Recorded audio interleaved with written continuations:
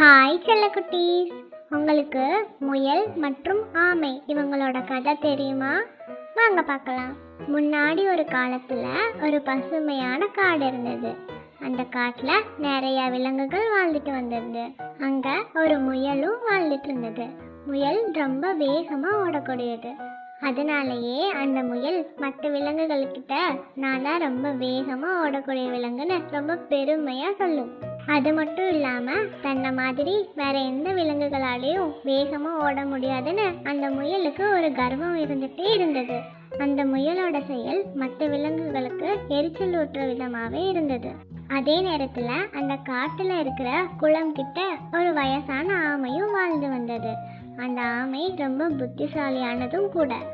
இந்த முயலோட செயல்களை ரொம்ப நாளா கவனிச்சிட்டு இருந்த அந்த வயதான ஆமை முயலுக்கு ஒரு நல்ல பாடம் கற்பிக்கணும்னு நினைச்சது.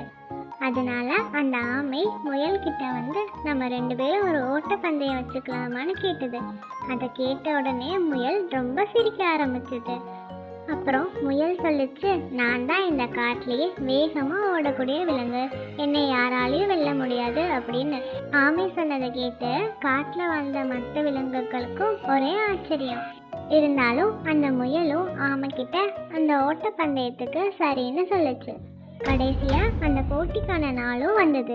ஒரு குட்டி அணில் தான் ஆமைக்கும் முயலுக்குமான போட்டியை தொடங்கி வச்சது. போட்டி ஆரம்பிச்சதும் முயல் எப்பவும் போல ரொம்ப வேகமா ஓட ஆரம்பிச்சது. ஆனா ஆமை தன்னோட வேகத்துல தான் நடந்து வந்தது.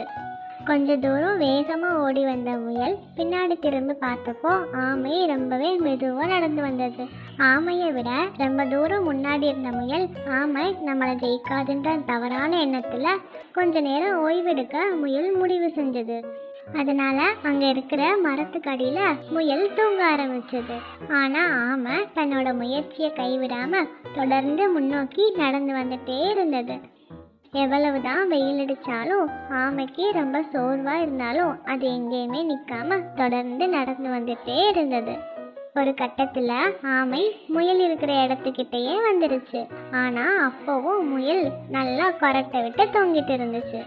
அசந்து தொங்கிட்டு இருக்க முயலை தாண்டி ஆமை இன்னும் முன்னோக்கி நடக்க ஆரம்பிச்சது.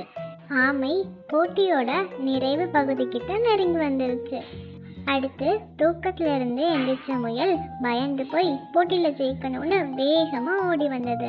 ஆனா முயல் ஓடி வர்றதுக்கு முன்னாடியே ஆமை போட்டியில ஜெயிச்சிருந்தது.